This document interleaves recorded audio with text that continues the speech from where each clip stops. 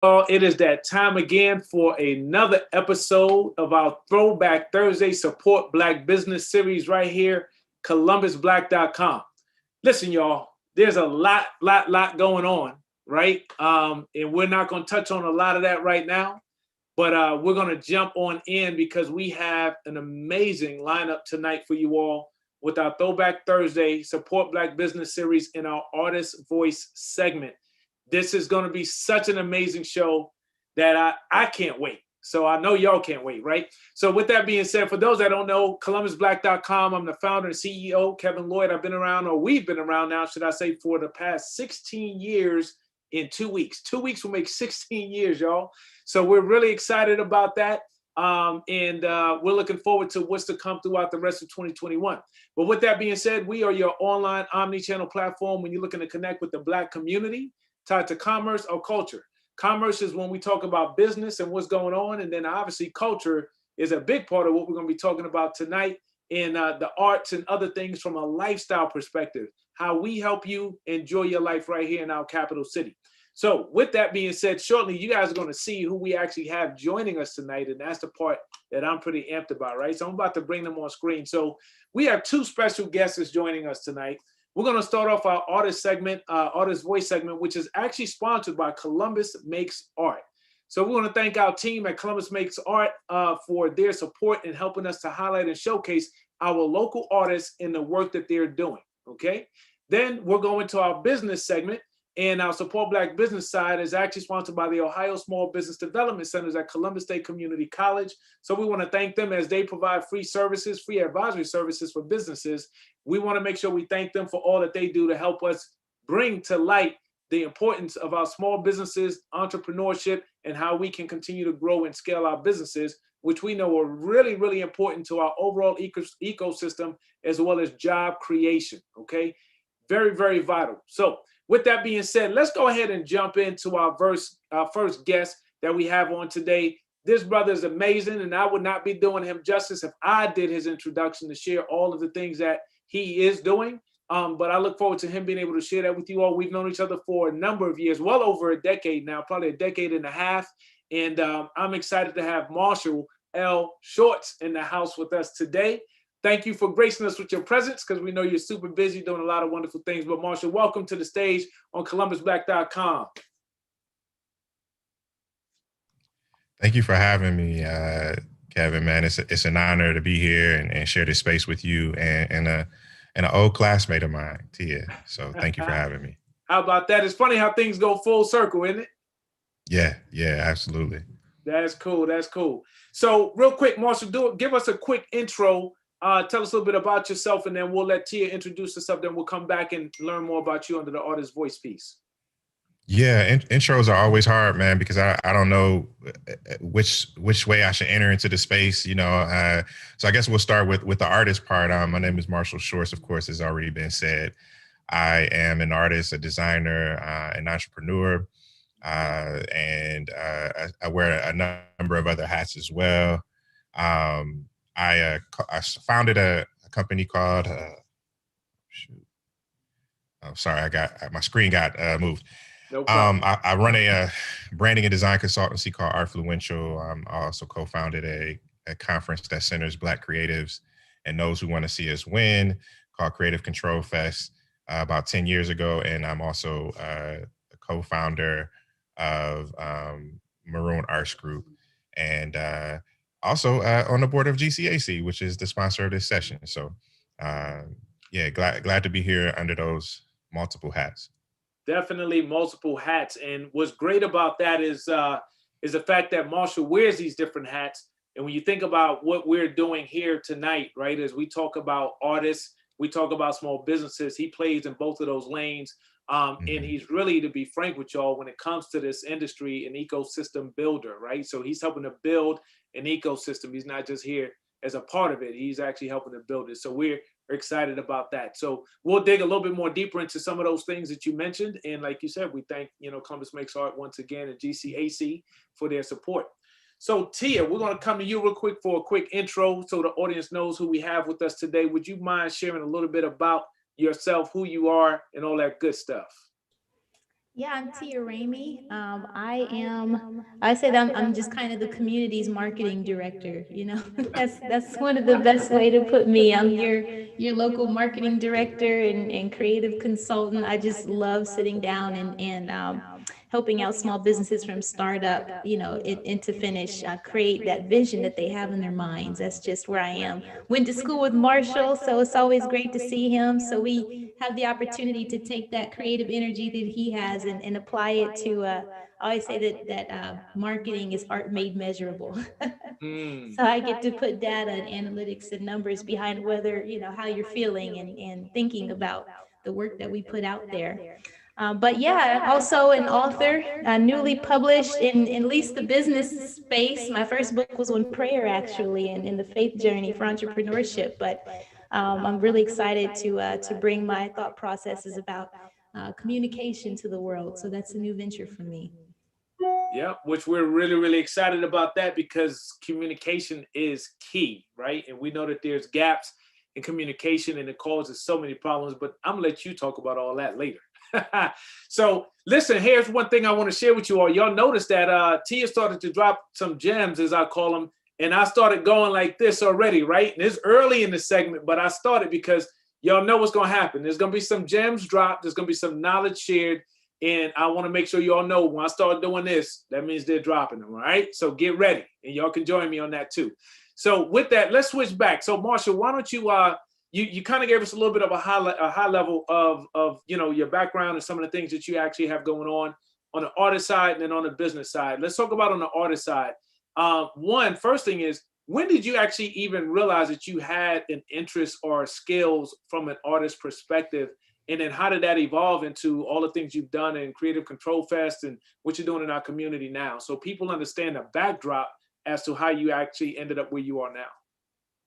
Yeah, I mean, the the short and the long of it is my dad put a pencil and paper in my hand when I was about, as the story goes, about 3 to 4 years old, and that was the inception.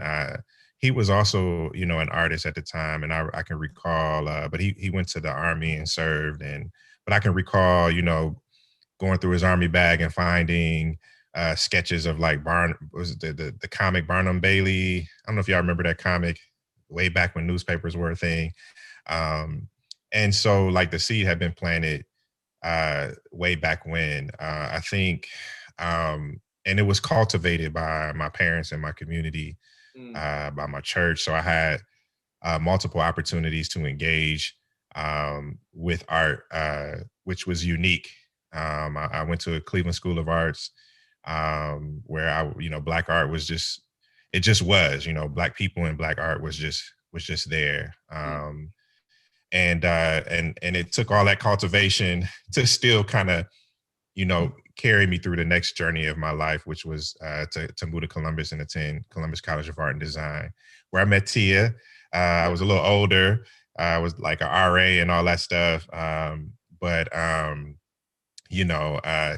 it was there where, well, I won't say it was there, but I think, probably about fifth or sixth grade, I realized I had a friend who we would draw in classes, as you do when you in fifth and sixth grade and you like to draw.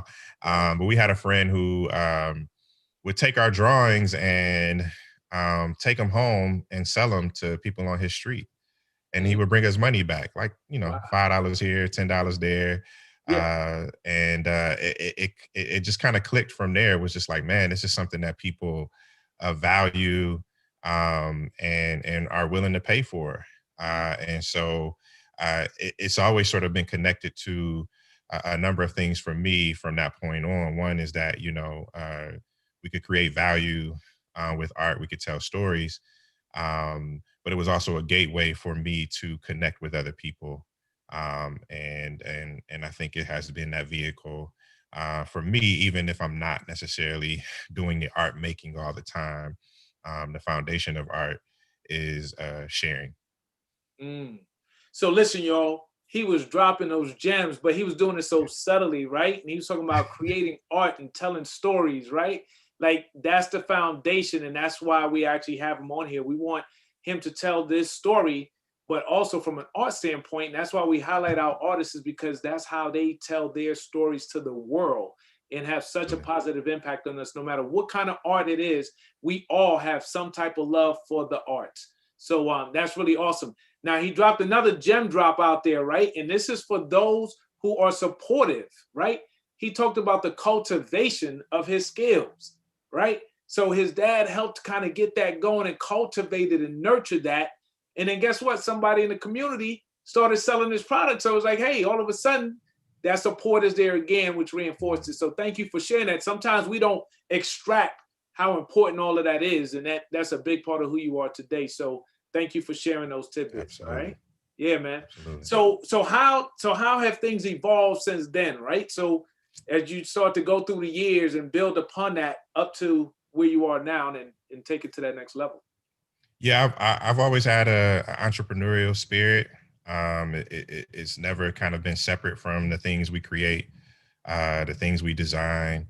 And so probably upon graduating in the middle of a recession and having a lot of friends, I actually graduated with an industrial design degree. That's like product design, you know, if you drive a car or wear shoes, like, and so, you know, we got to see what I learned was that, you know, taking it from a sketch all the way to market, right? And so for me, upon graduating, it really became about fostering space where Black artists could show. I had a lot of friends that were graduating who were very talented artists who didn't have spaces to show and be with other Black folk. And so we started an event called the Brush Experience, which was paint by numbers, interactive experience, you know, where everybody would come and you know, join together to paint like a mini sort of mural. We would couple that with wine and music. And this is kind of before the wine and paint, you know, era.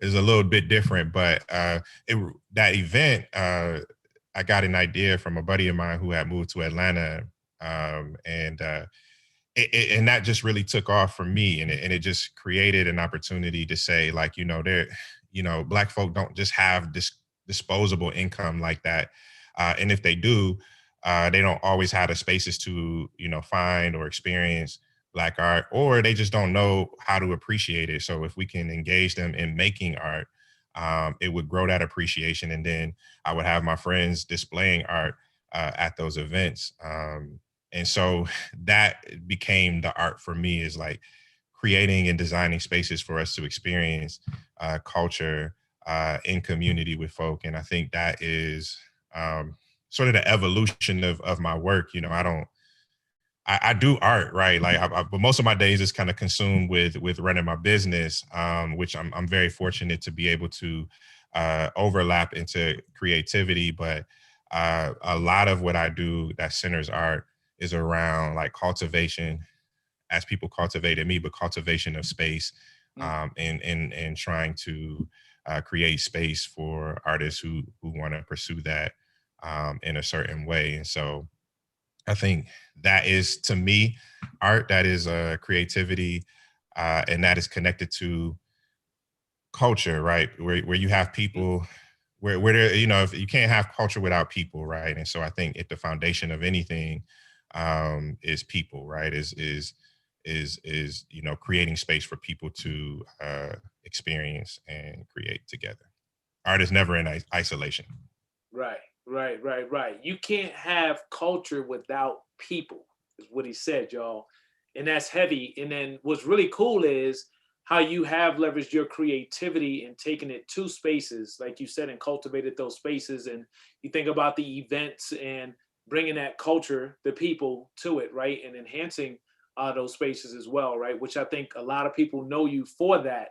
And you've been able to make your mark on Columbus because of that creativity and in the way that you've actually enhanced the culture itself, right? By engaging the people in those places and spaces. So we thank you for that, for those who know and have participated. you know? I had good teachers like yourself, man. A lot of, I was learning from what y'all was doing back in the day. I had tables at y'all's events, showing my little art and stuff like that, man. And so, it was just carrying on that work of those folk who came before me.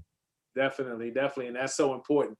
So walk us through how you have taken it from there, right? So if you think about how things have, it's almost like it's interesting. It's like there's like time frames, almost like many generations Yeah. of like what you've done, right, over the years and how it's grown and evolved. And so walk us through like how you applied what you learned from that cultivation, and then what was next for you, with how you pursued obviously the entrepreneurial piece, but then woven in the artist piece as well.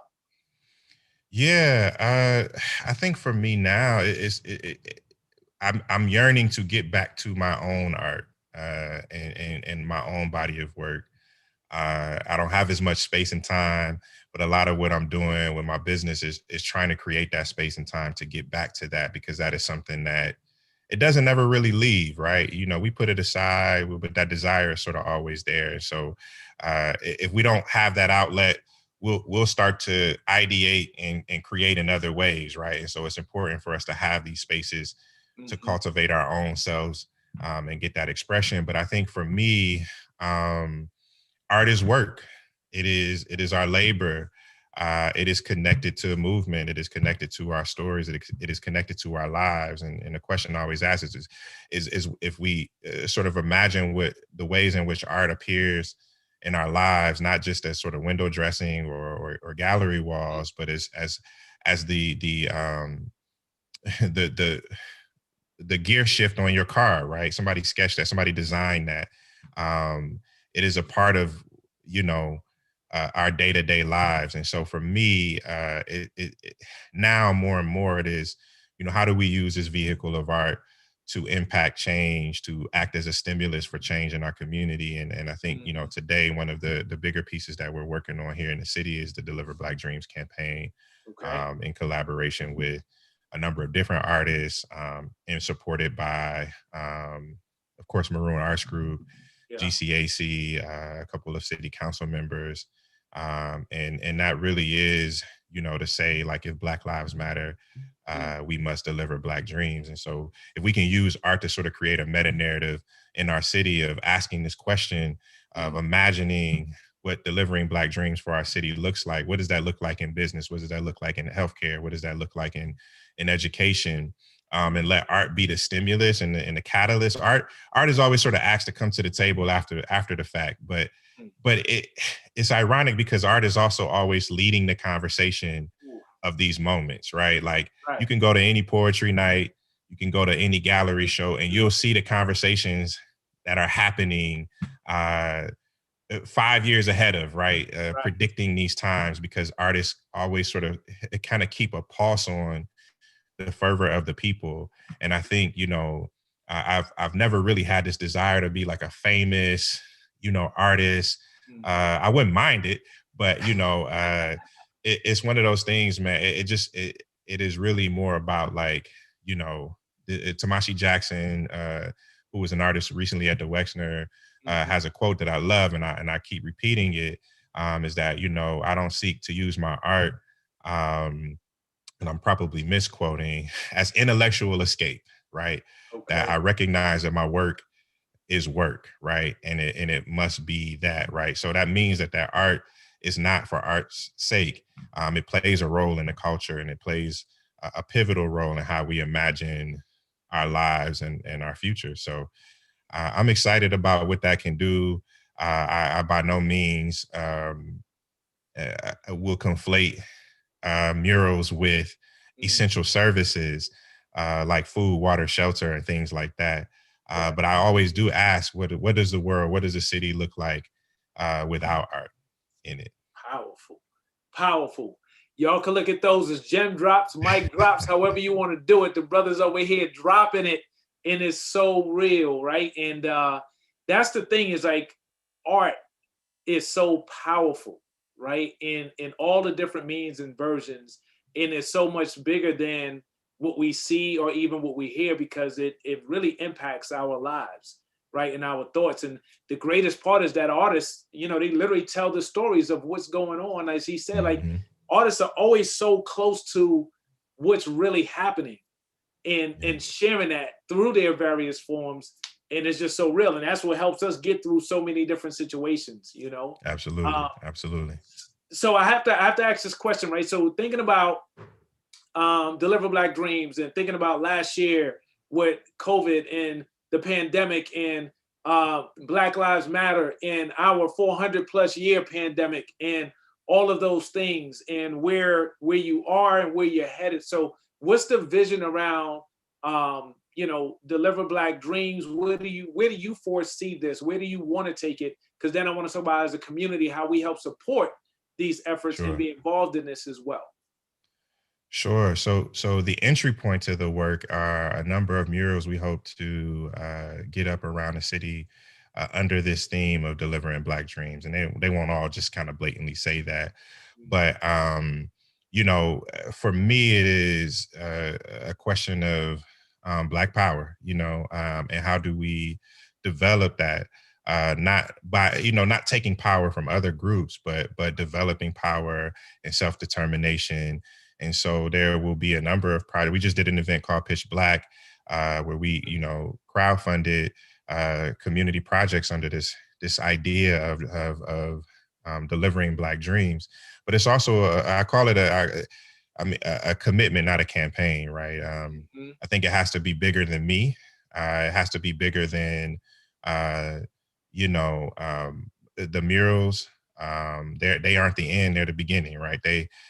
My hope is that other sectors will start to ask that question. Well, what does this look like in what I do? You know, what does this look like in the judicial system? What does this look like in safety and policing? And it can carry that, or non-policing, right? And it can carry that sort of banner across the board. So I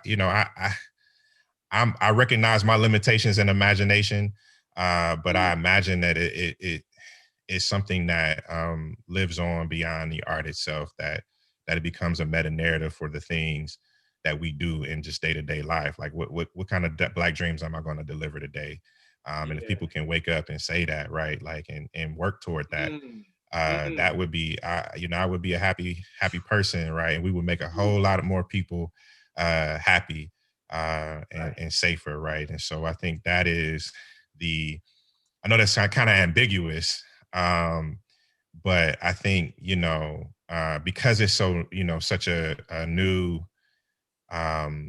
initiative, and because, you know, we're honestly learning how to work together, right? I'm not trying to approach this in the same way that we've maybe done these types of initiatives, which means unlearning a lot of things about how we collaborate, about how we think about economies of scale and culture, right? So yeah, that was a mouthful, but nah, that was a good mouthful though, right? And you know, what kind of Black dreams can I deliver today? I think said it all, right? Like that's what he said. That's what he would want people to be able to say when you wake up. Think about that, right? Like no matter what field of industry you are in, right? Think about being able to apply that question and think about Black dreams, right? In some cases, that dream is as simple as equality, like you said, non-policing, right? A fair opportunity to get promoted, right? For the work that you're doing, whatever it may be, right? Those are all dreams, to be able to take care of your family, feed them, be able to go to the doctor, all those things, right? So we appreciate that knowledge and those gems that you're dropping so subtly once again, y'all. All right, no doubt. So some pretty powerful things that you're working on, and you know, of a true visionary. And I would just ask our community, man, just take hold to the fact that we have a visionary like Marshall here in our community doing great things, showing the leadership, showing the ownership. And then you talked about this, and I want us to wrap up here, and then I'll give you some tidbits so you can wrap up, is collaboration. You hinted at that, and you talked about us working or doing things differently than we may have done in the past. Can you share your thoughts or perspectives on relationships and our collaborations and our partnerships and why those are important, or how you navigate through those as well, for those that are trying to figure that out before we wrap. Yeah, I think we learning as we go.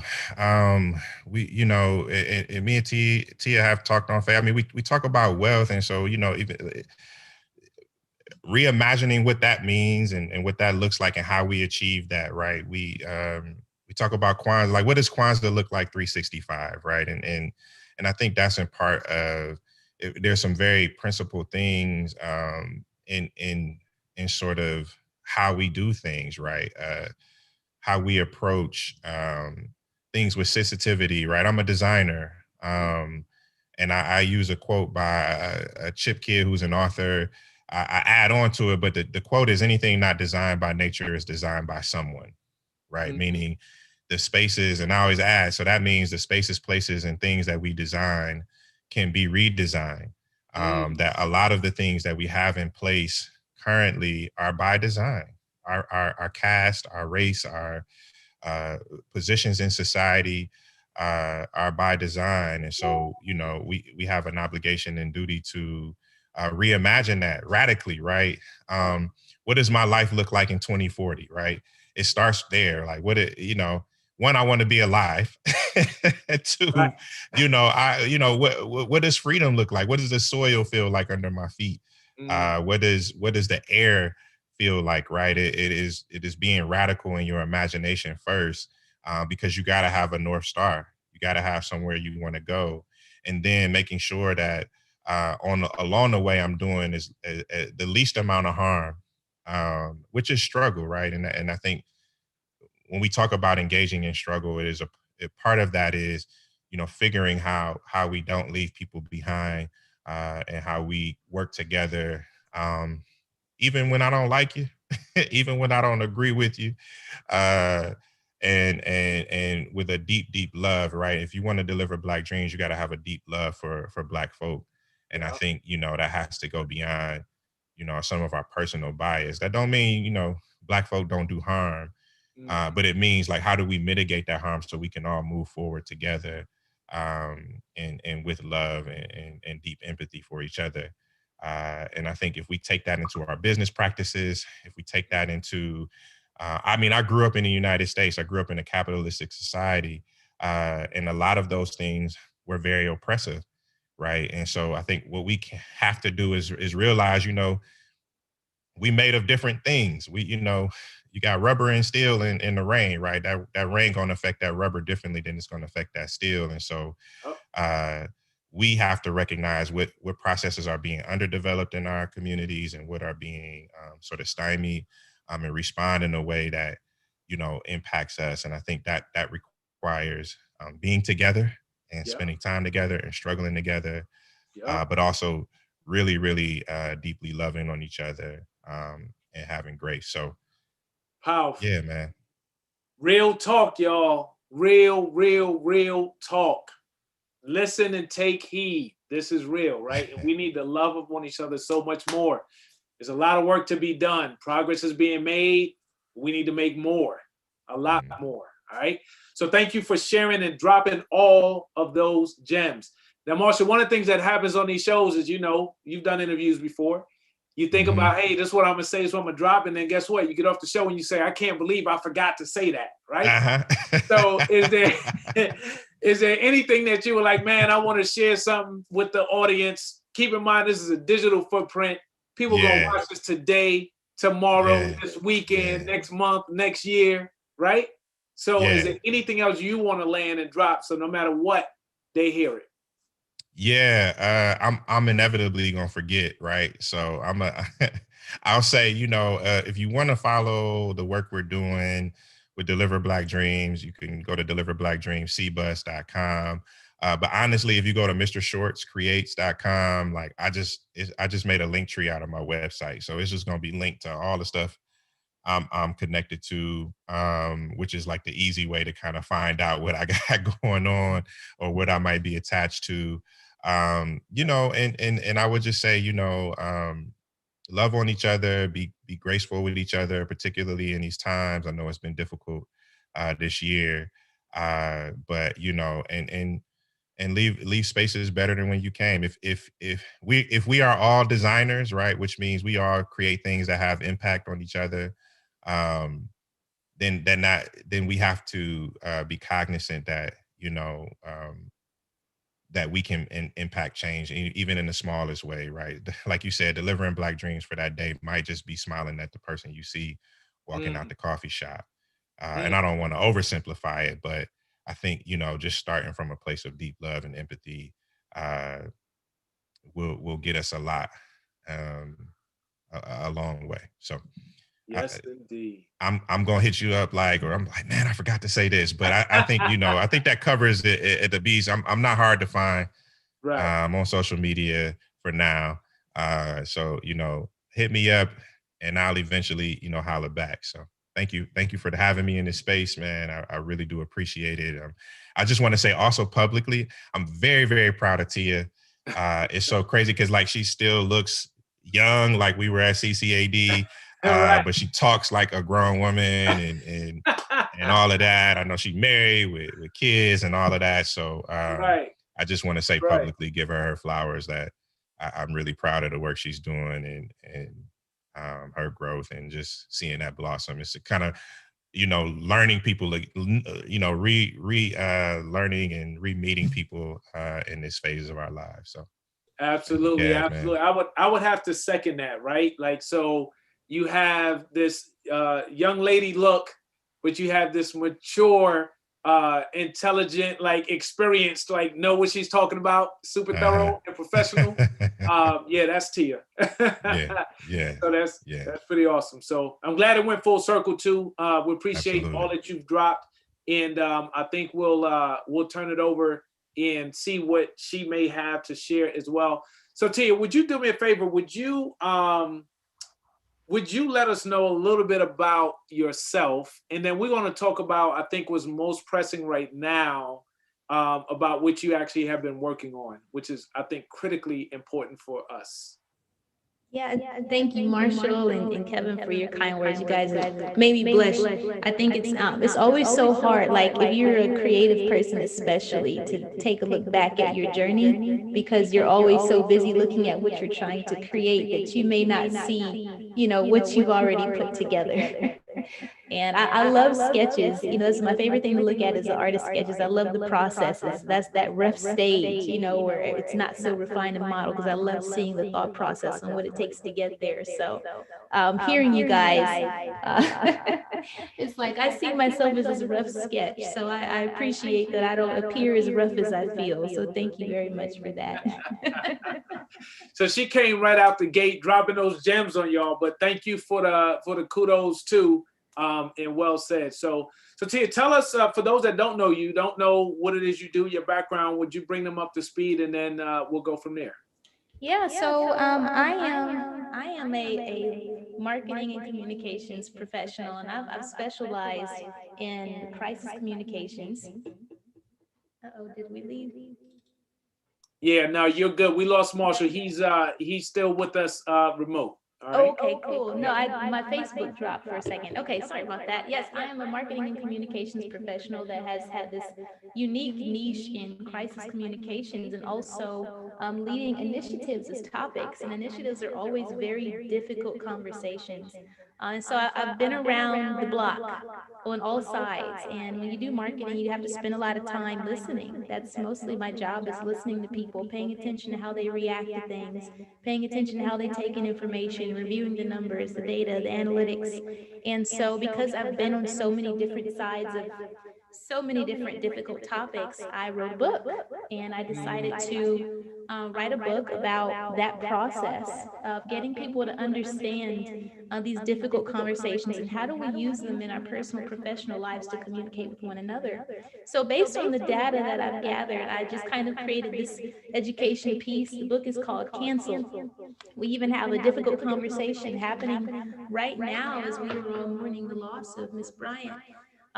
And a lot of people are being canceled right now just based off of what they're saying. So I wrote that book with all those people in mind, so they can understand how to articulate their ideas and their heart, some of their thought processes and their concerns, so that we can all do just exactly what Marshall was saying, and create this better environment for ourselves, and the role that our words take in doing all of that work. So that's what I'm working on, and I hope to make better communicators of everyone when I'm done.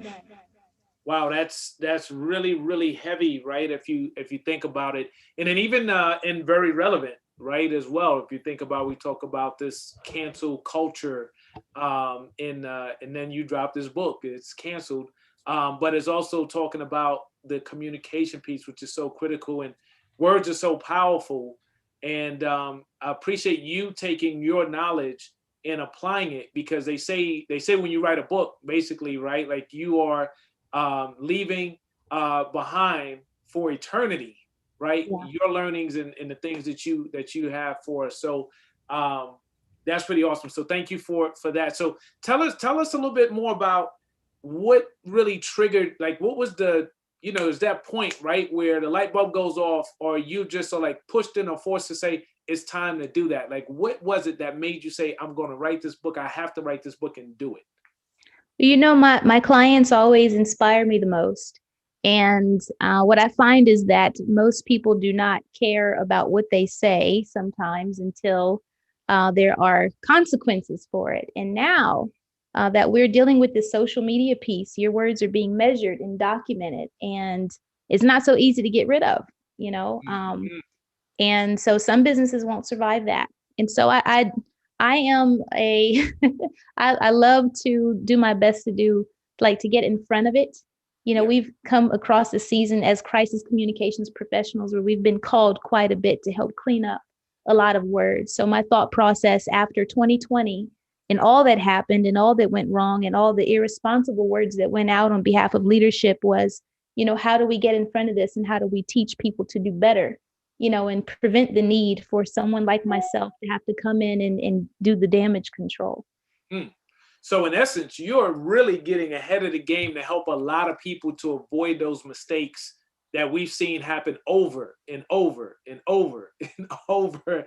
And it seems like it would be, and some of it, I mean, is obviously national or international news. You would think that we would know better by now, but we continue to see it happen, especially with corporations, right? Or with leaders.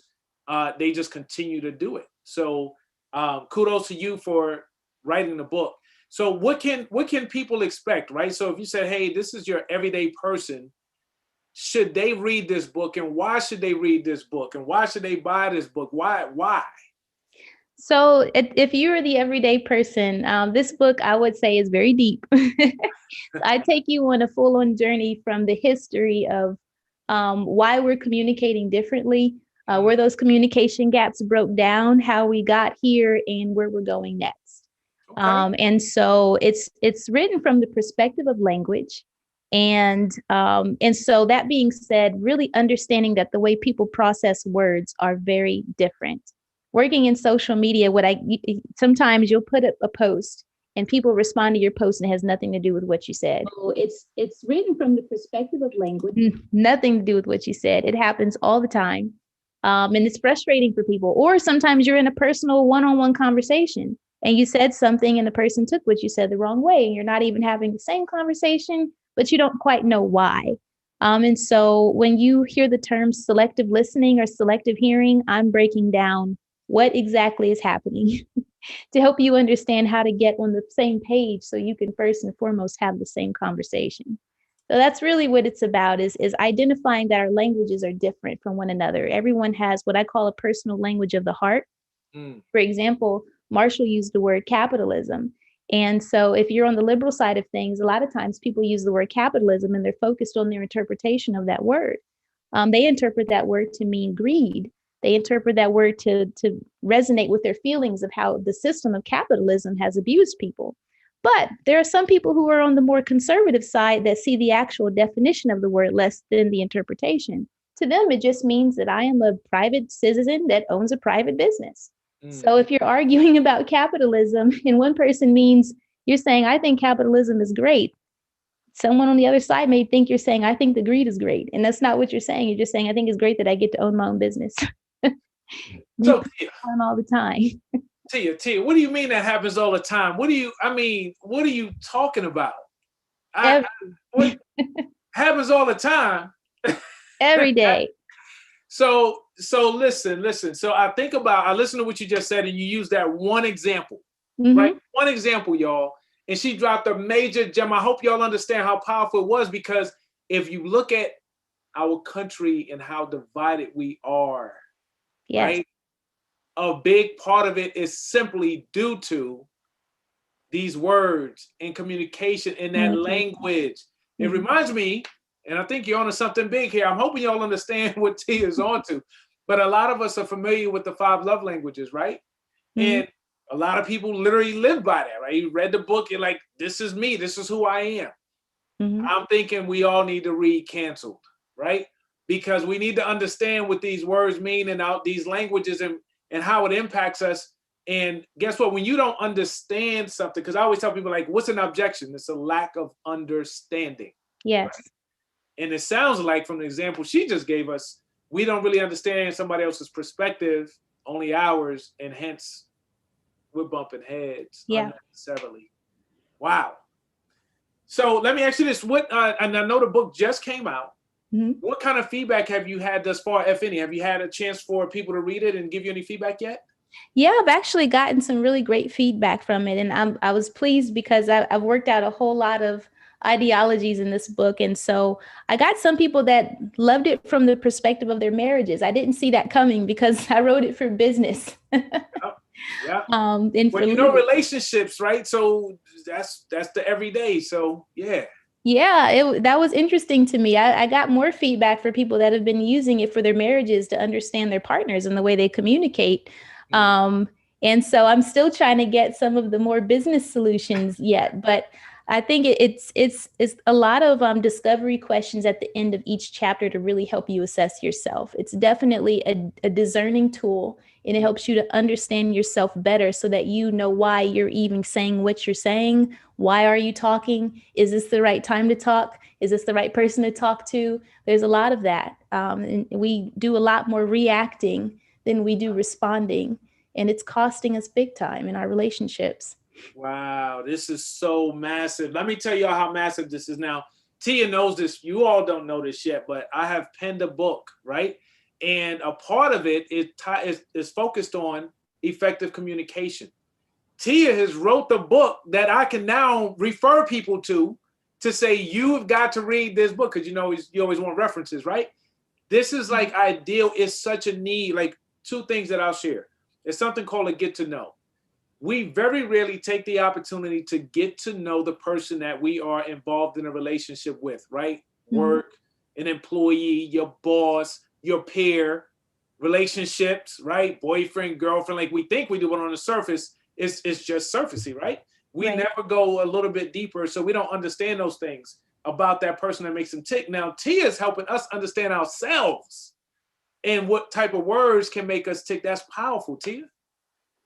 Like, this is big. So Marshall even said I gotta get my copy. He's in the chat, and somebody else just joined. They said, what's the name of her book? So I'm gonna let you reiterate it again and let them know the name of the book, but then also how can they get a copy of your book?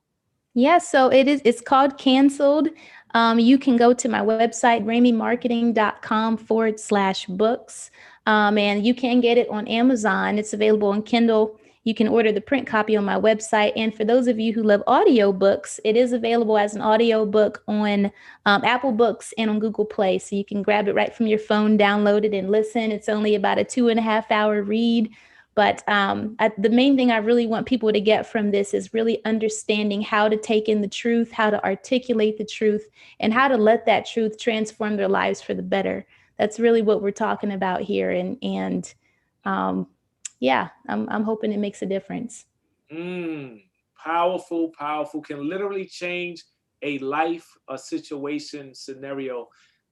Listen, you're doing some amazing things, Tia, and I think this is a really, really big one that could have a huge impact. But I want to go back for 1 second. Sure.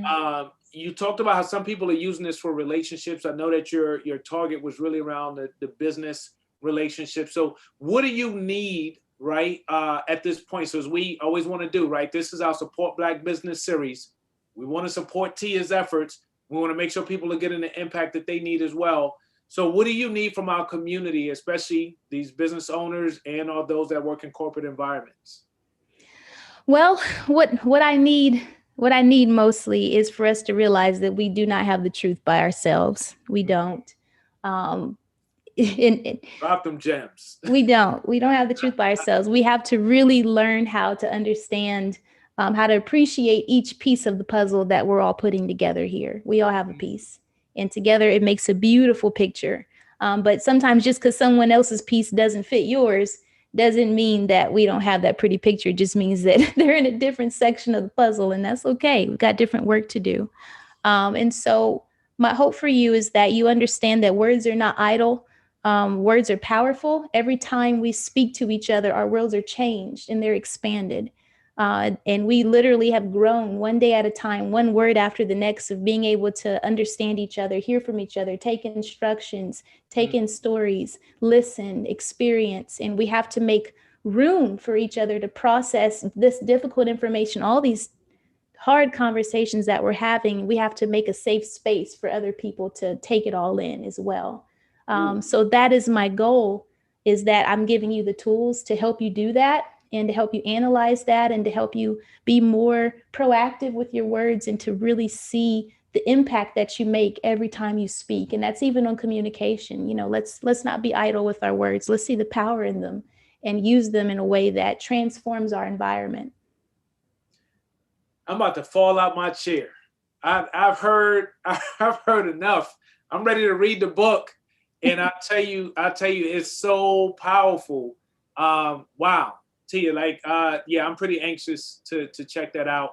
Thank and you. I appreciate all that I said it a moment ago, but just listening to you break it down, but not just the book, but the reality of what we're dealing with as individuals and as people, and those that are in relationships. And wow, great stuff. Okay, so walk me through next steps, right? So what's next for you? You have a lot of different things going on. You just dropped this book. What's next? If you look at, hey, the next 90 days, the next year, 2 years, what are you forecasting? What would you like to see? Next, I'm really looking for any opportunities to teach this material.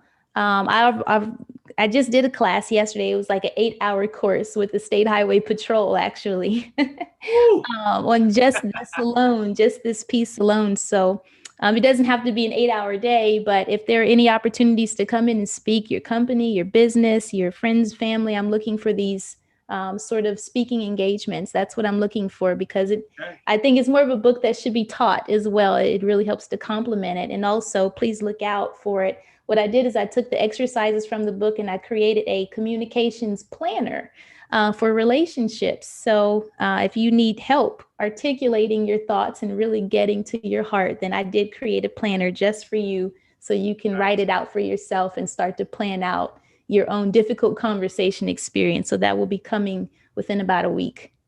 Outstanding. Excited about that piece too. So there's a couple of things that I think about in there, right? We talk about, especially from a business standpoint, is you have to have a plan, right? People say, what's your plan? What's the strategy? And she has actually created a process and a method for you to be able to build out your plan to even communicate effectively, which I found is the biggest gap, right? That's why some people struggle with what to say, or it comes out wrong, right? There wasn't a plan put in place. So thank you for helping. She's thought through step by step how to help us, right? So help her, help you. Okay, that's how I'm gonna turn it around real quick. Nice job. So okay, so that's what's up there. I think you shared this information, but we want to go back to it one last time. Tia, how can people get in contact with you or find out about the book, purchase the book one last time? Want to make sure that's easy for them that's listening, okay? Yep. RameyMarketing.com/books. Okay, just that easy, y'all. All right, cool. So now, just like I asked Marshall earlier, You came on the show. Yep, you dropped some gems. We received them, right? Because they were dropping heavy and hard.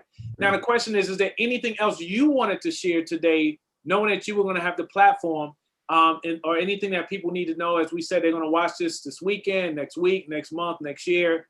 Anything else that you want them to know?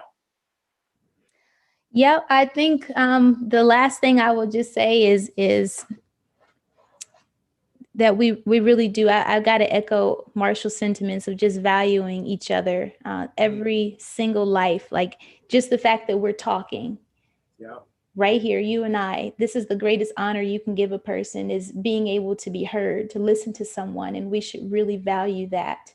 It's a powerful thing to do. And, you know, if you're going to have this platform, this opportunity that someone's really going to give you their ear, be respectful with that. Be respectful, be responsible, you know, strategize how you're going to leverage that time. Honor them back with your words, is the same way they're honoring you with their ear. That's one of the greatest things we can do for one another. And allow those words that they're giving you, as if you're a listener, to expand your worldview. It doesn't have to change your mind, but at least you are aware of someone else's differences, and then ask yourself, you know, what you can do to love that person a little bit better. Those things are important.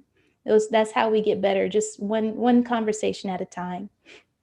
Outstanding, outstanding, outstanding. Y'all saw that, right? I was dropping those gems because she was dropping those gems. Now, here's the deal.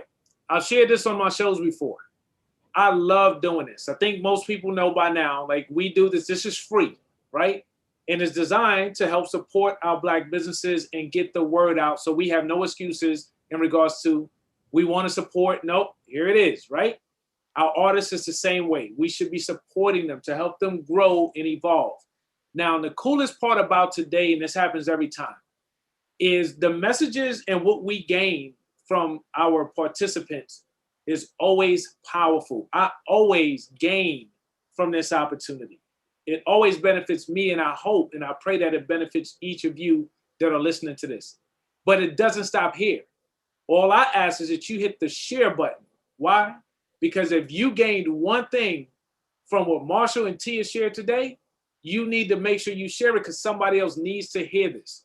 And then for me, one of the underlying things that I heard today over and over again from both of them was love. And we need to love each other more. Like, if you didn't pick that up from what you heard from them today, between listening and loving, yeah, like, hit the rewind button and listen again. So, Tia, I appreciate having you on the show. Amazing job. You continue to just do so much to have a positive impact on our community. And now not just our community, but the world. So we wish you the best. We ask everybody to buy that book and buy it. Guess what? If you don't want it, buy it from somebody else that is running off at the mouth and not listening. Okay? So that they can learn. All right? You know who they are. It just might be you, right? So with that being said, Tia, we thank you once again. Have an awesome evening. I'm sure we'll be talking real soon. And listen, everybody, this is what we do here at ColumbusBlack.com, right? This is our Support Black Business series, co-sponsored, right, by Columbus Makes Art, as well as the Ohio Small Business Development Centers at Columbus State Community College, which they provide free advisory services for business owners, small businesses, to really help them grow. So feel free to reach out to them. You can check them out on our website at ColumbusBlack.com. Be sure to join our newsletter. When you go to ColumbusBlack.com, the website, you have a chance to join our newsletter. That way you don't miss out on things like this. And in addition to that, you should follow us on Facebook, Instagram, Twitter, LinkedIn, and YouTube. We're on all the channels. We don't want you to miss out on great things like this. So with that being said, I'm going to wrap up the show as I always do. Just remember this, y'all. In order to be more successful in your future, you need to understand a little bit more about your past. That's the reason why we just had Marshall and Tia on ColumbusBlack.com, Support Black Business Series and Artist Voice, and we had a blast. And on that note, y'all, I'm out.